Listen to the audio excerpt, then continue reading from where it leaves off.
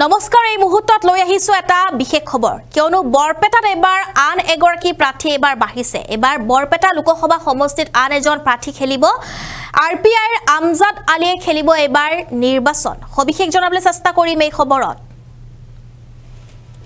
এবাৰ আৰপিআইৰ দলৰ পৰা বৰপেটাত আমজাদ আলীয়ে খেলিব নিৰ্বাচন বৰপেটা লোকসভা সমষ্টিত বাঢ়িল আৰু এগৰাকী প্ৰাৰ্থী সংখ্যালঘুৰ সমৰ্থনত নিৰ্বাচন খেলিবলৈ আগ্ৰহ হৈছে এবাৰ আমজাদ আলী নিৰ্বাচনত 100% জয় হোৱাৰ বিশ্বাস এবাৰ আমজাদৰ সংখ্যালঘু বহু দল সংগঠনৰ পৰামৰ্শ লৈ নিৰ্বাচনী ৰণত নামিছে আমজাদ আলী জয় হলে সংখ্যালঘুৰ সমস্যা সমাধান কৰাৰ অংগীকাৰ নেতাগৰাকীৰ আমি জনাইছো এই মুহূৰ্তত এটা বিশেষ খবৰ কিয়নো এবাৰ বৰপেটাত পুনৰ এজন প্ৰাৰ্থী যেহেতু দেখিবলৈ পোৱা গৈছে ইতিমধ্যে বিজেপিয়ে ঘোষণা কৰিছে বৰপেটাৰ প্ৰাৰ্থী লগতে কংগ্ৰেছে আৰু এজেপিয়ে যেহেতু ঘোষণা কৰিছিলে প্ৰাৰ্থী আৰু তাৰ পিছতে পুনৰ এজন প্ৰাৰ্থী দেখিবলৈ পোৱা গৈছে এবাৰ বৰপেটাত আৰু এবাৰ বৰপেটা লোকসভা সমষ্টিত বাঢ়িল আন এগৰাকী প্ৰাৰ্থী আৰপিআই দলৰ পৰা বৰপেটাত আমজাদ আলীয়ে খেলিব নিৰ্বাচন সংখ্যালঘুৰ সমৰ্থনত নিৰ্বাচন খেলিবলৈ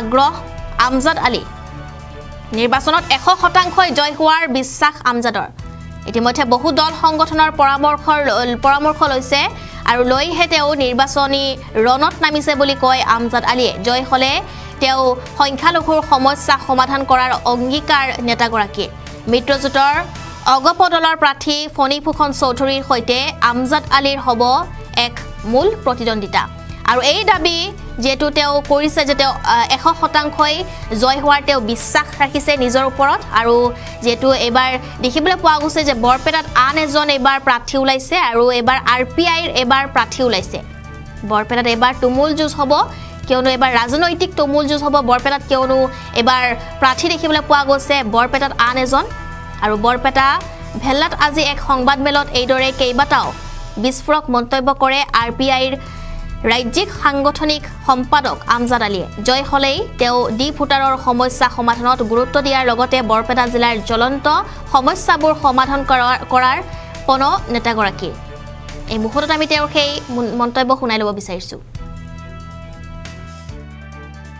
সাংবাদিক বন্ধুসকলক ধন্যবাদ জ্ঞাপন কৰিছো ৰিপাব্লিকান পাৰ্টি অফ ইণ্ডিয়াৰ আপোনাৰ অসম ৰাজ্যিক কমিটিৰ সাংগঠনিক সম্পাদক মই আজি হয়তো বৰপেটা লোকসভাৰ যি আপোনাৰ লোকসভাৰ ইলেকশ্যনৰ যি আপোনাৰ পৰিস্থিতি মই দেখা পাইছোঁ কমসে কম মোৰ আজি আপোনালোকে নিশ্চয় মোক চাব পাৰে মোৰ মোবাইলত আপোনালোকে চেক কৰিব পাৰে কমসে কম মোক 1-1.5 আপোনাৰ মানুহৰ পৰা কল আহি আছে আৰু আপোনাৰ মুছলিম সংগঠন গোটেইকেইটাৰ পৰা মোৰ কল আহি আছে যে আমাৰ বৰপেটা লোকসভাত আপোনাৰ এজনো প্ৰাৰ্থী আমাৰ মিয়া মুছলিম নাই আজি আমাৰ মিয়া মানুহখিনি এনেকুৱা এটা বিপদত পৰিছে কাক ভোট দিব এতিয়া মনোৰঞ্জন তালুকদাৰ এটা এজন ক্যান্ডিডেট আছে আমাৰ ফণীভূষণ চৌধুৰী ডাঙৰীয়া তেখেতে এজন ক্যান্ডিডেট আছে দিব্যায়ন তেখেতে এজন ক্যান্ডিডেট কিন্তু আজি তাৰিখত মিয়া মানুহখিনি বিপদত পৰিছে যে আমাৰ মিয়া মানুহখিনি ভোট কাক দিব গতিকে হয়তো মিয়া মানুহ হিচাপে মই এজন হয়তো ৰিপাব্লিকান পাৰ্টি অফ ইণ্ডিয়া তৰফৰ পৰা হাইকমাণ্ডৰ লগত মোৰ কথা চলি আছে যে বৰপেটাত লোকসভাত মই থিয় হ'ব লাগে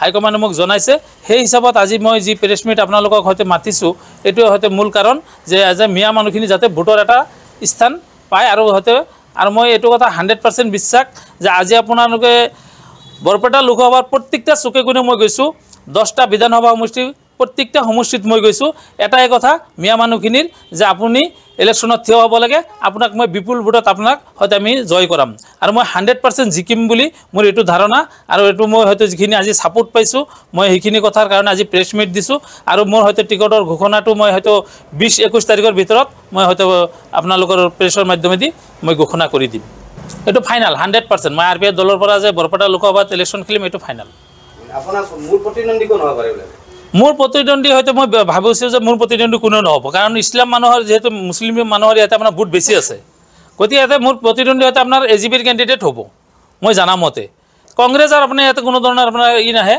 আপোনাৰ হয়তো বাকী মনোৰঞ্জন তালুকদাৰ যিজন আমাৰ চিপিএমৰ কেণ্ডিডেট মোৰ লগত কোনো ধৰণৰ প্ৰতিদ্বন্দ্বী আপোনাৰ এজিপিৰ কেণ্ডিডেটজন হ'ব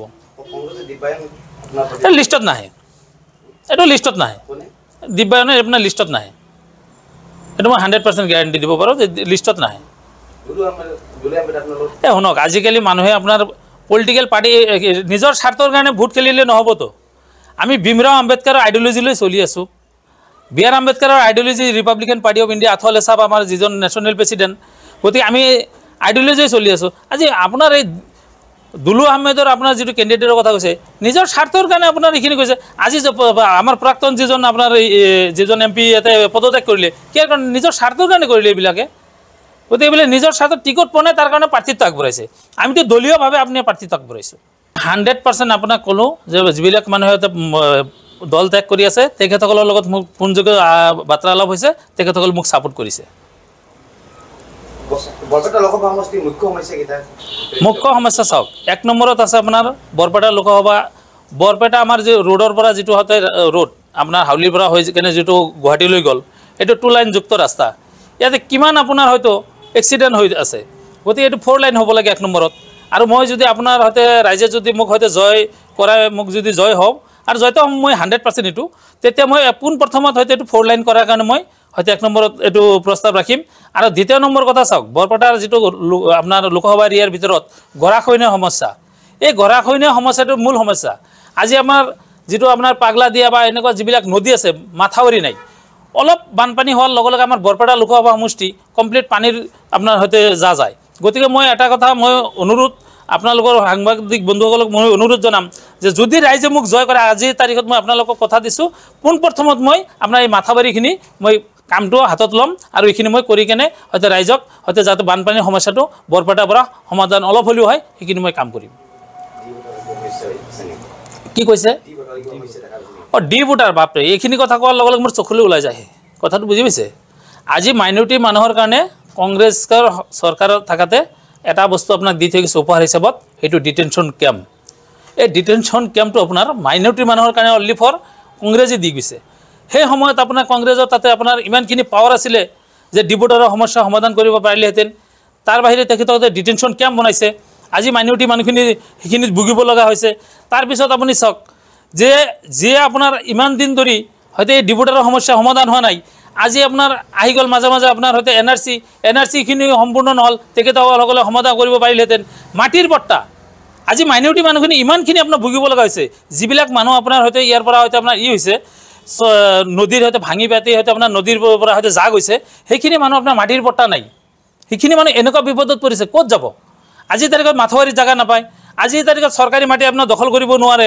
চৰকাৰী মাটি থকাৰ লগে লগে হয়তো আমাৰ অসম চৰকাৰে আপোনাৰ সেইখিনি হয়তো উঠাই আছে। গতিকে মাটিৰ পট্টাটো যদি অসম চৰকাৰ যেতিয়া কংগ্ৰেছৰ চৰকাৰ আছিলে, আজিৰ তাৰিখত মই আপোনাক এটা কথা কৈছোঁ, যিহেতু AUDF আৰু কংগ্ৰেছৰ কোনো অস্তিত্ব এই বৰপেটা লোকসভাত নাই, এইটো মই 100%। আৰু মই ৰিপাব্লিকান পাৰ্টি অফ ইণ্ডিয়াৰ তৰফৰ পৰা মই যিহেতু ৰাইজে মোক হয়তো মই বহুত কল আহিছে, আপোনালোকে নিশ্চয় গম পাই আছে। গতিকে মোৰ এটা কথা, মই যেনে জয় হ'ম আৰু ইয়াতে মোক কোনো ৰখাব নোৱাৰে। আৰু মাইনৰিটি মানুহৰ এটাই কথা যে মুছলিম এজন মিয়া কেণ্ডিডেট লাগে। আৰু মিয়া কেণ্ডিডেট মই মুছলিম ল'ৰা হিচাপত মই আপোনাৰ হয়তো বৰপেটা লোকসভাত আপোনাৰ হয়তো ৰিপাব্লিকান পাৰ্টি অফ ইণ্ডিয়াৰ তৰফৰ পৰা মই জয় হ'ম। মুখ্য সমস্যা ডি ভোটাৰৰ সমস্যা মই সমাধান কৰিম, এইটো মুখ্য সমস্যা হৈ আছে। আৰু আপোনাৰ গৰাখহনীয়াৰ সমস্যাবিলাক হৈ আছে। আৰু মিয়া মানুহৰ ওচৰত মই এইটো কাৰণতে থাকিম, মোৰ গাত মিয়াৰ তেজ আছে। এইটো হয়তো কোনোবাই যদি মোক বেয়া পায়, মোৰ ক'বলগীয়া নাই। আমি ধৰ্ম নিৰপেক্ষ ৰাজনীতি ময়ো কৰোঁ, কিন্তু আজিৰ তাৰিখত মই মুছলিম মানুহখিনি এজ এ মিয়া কেণ্ডিডেট হিচাপত মই মুছলিম মানুহৰ ওচৰত মই পোনপ্ৰথমে থিয় হ'ম। বাকী মানুহখিনি মোৰ লোকসভা সমষ্টিৰ মানুহখিনি মোৰো হয়তো সমাধান কৰিব লাগিব। 100% মই জয়লাভ কৰিম। আপোনাৰ আজি বৰপেটা লোকসভা সমষ্টিত 10টা আপোনাৰ বিধানসভা আছে। প্ৰত্যেকটা বিধানসভাত মই প্ৰত্যেকটা বিধানসভাত গৈছোঁ। আজি প্ৰত্যেকটা বিধানসভাৰ পৰা এটাই ছিংগল আহিছে, 100% আপোনাক আমি জয় কৰাম। গতিকে আমাৰ এজন ভোট দিয়াৰ জাগা লাগে। মিয়া মানুহখিনি ভোট দিয়াৰ জাগা নাই আজিৰ তাৰিখত, এটা কথা। সেইকাৰণে মই আপোনাৰ হয়তো বহুত দেৰিকৈ হ'লেও মই প্ৰেছ মিট দিলোঁ আৰু হয়তো মই জয় হ'ম যে এইটো 100%।